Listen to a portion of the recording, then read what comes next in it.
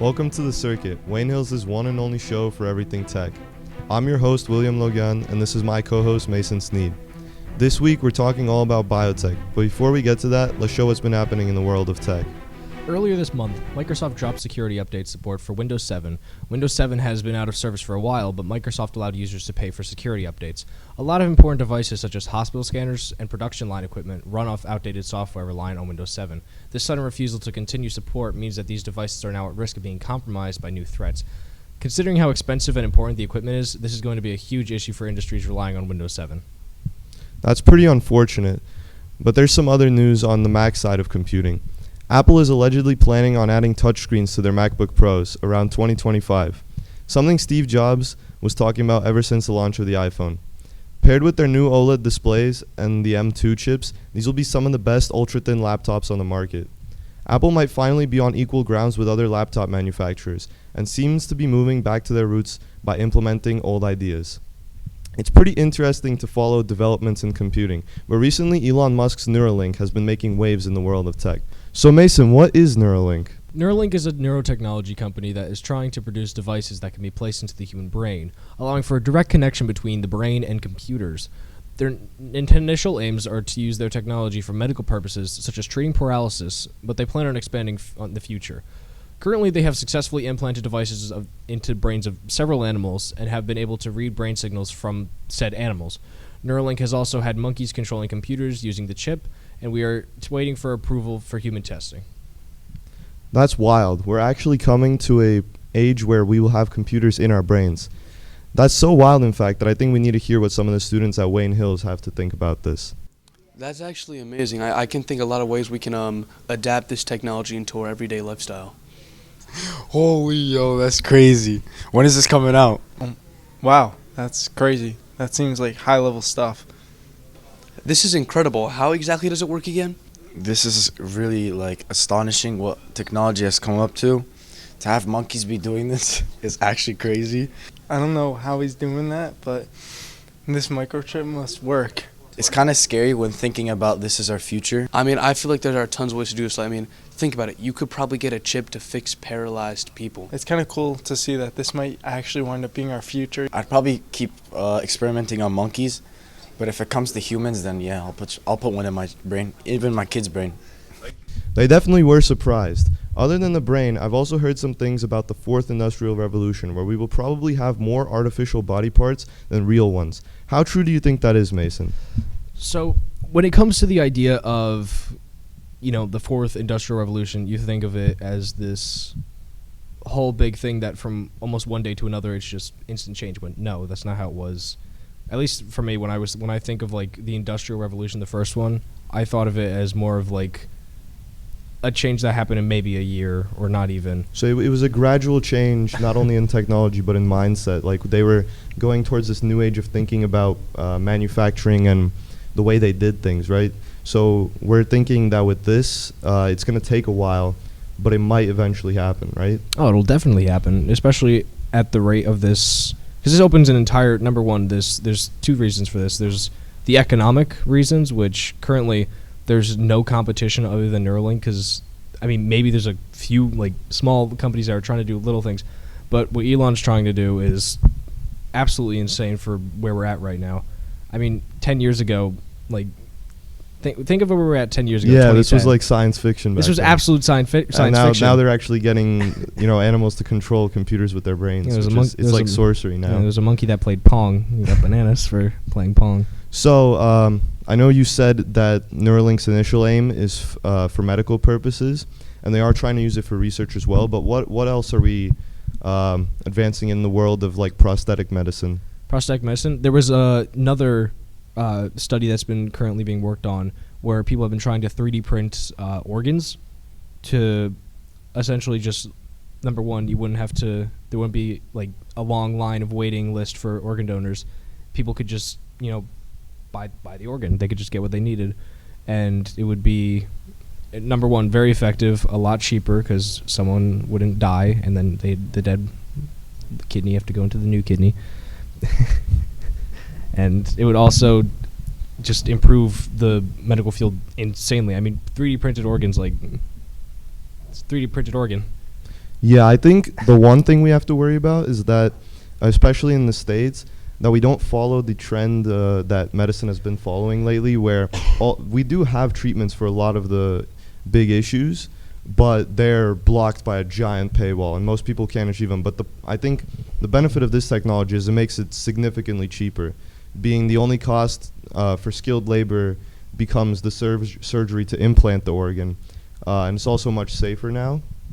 But, I'm thinking now, say we get to a point where we have like insanely advanced prosthetics, and if you can lose an arm and then basically get like an identical one, do you think there's going to be issues where, possibly religious issues, where people are disagreeing with that, and they're saying that everything should be kept natural or in the course of the universe? Because I feel like there's going to be a lot of controversy stirred up with putting or replacing parts of our body with fake ones.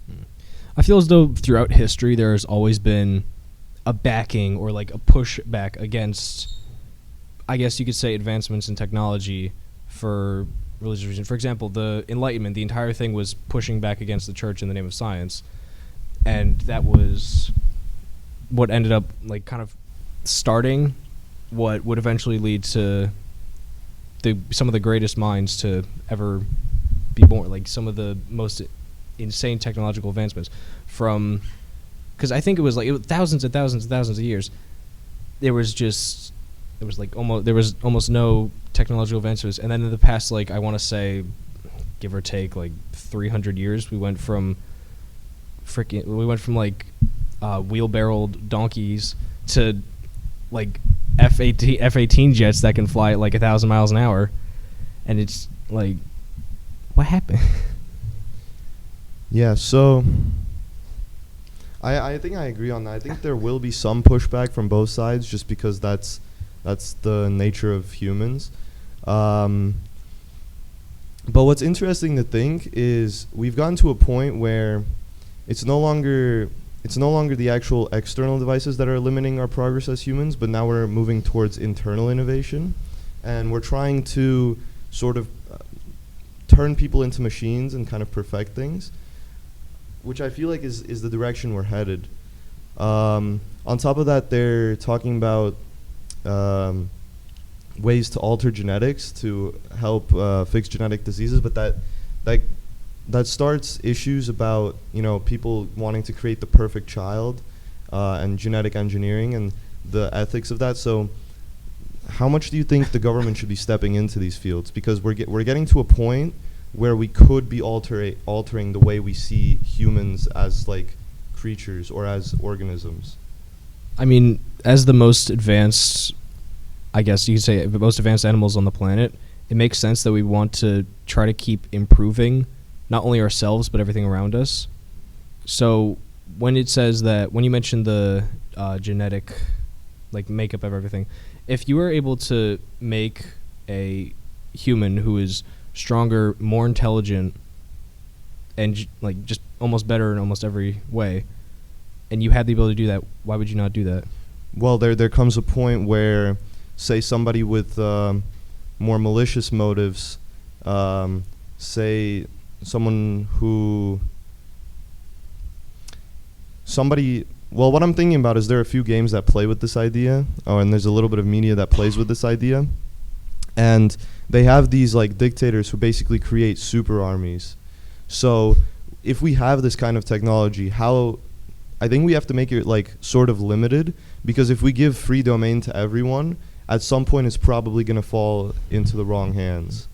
Yeah, when it comes to, there will always be political and basically politics will always play a role in almost every major advancement, especially when it comes to war or something of the sorts, because if you have something that your enemy doesn't have, you're going to abuse that something so that you can beat your enemy. And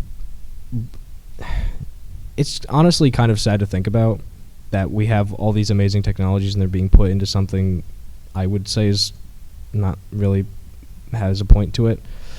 But I do think that there will be some good people who will use the technology to actually better humanity as a whole rather than just throw it into some battle. Yeah, I think so too. there might be a few questions that are raised in national theaters, and they'll probably create new laws around them to restrict them and make sure nobody abuses it. The same way, we've had conventions that stop the use of gas as weapons. But I think I agree with you. It's all the more moving towards positive side of advancements. But before we conclude, is there anything else you want to talk about in biotech? Thing I guess that could be mentioned is actually, going back to the Neuralink, there was another thing that wasn't actually mentioned currently, that they would also be able to use it to fix certain neurological disorders such as like dementia, Alzheimer's, and other, and even blindness actually.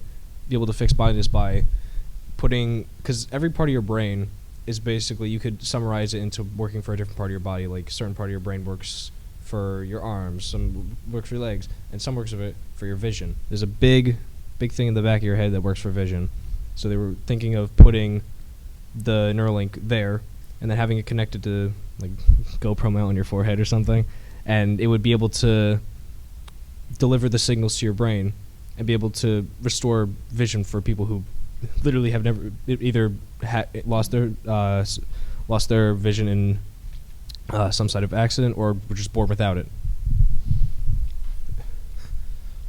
Well, I feel like that raises even more ethical questions, because we're getting to a point where at some point, say that is the case, people would be reliant on a company, an external company, to see.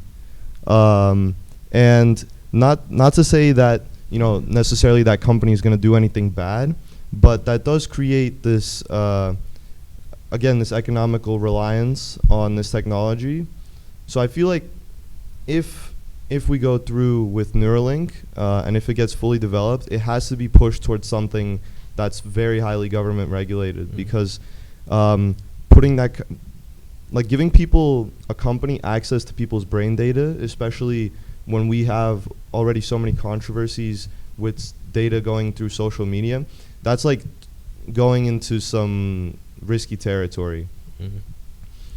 But then again, back to what you said about you mentioned something before, the collection of brain data. What was that about?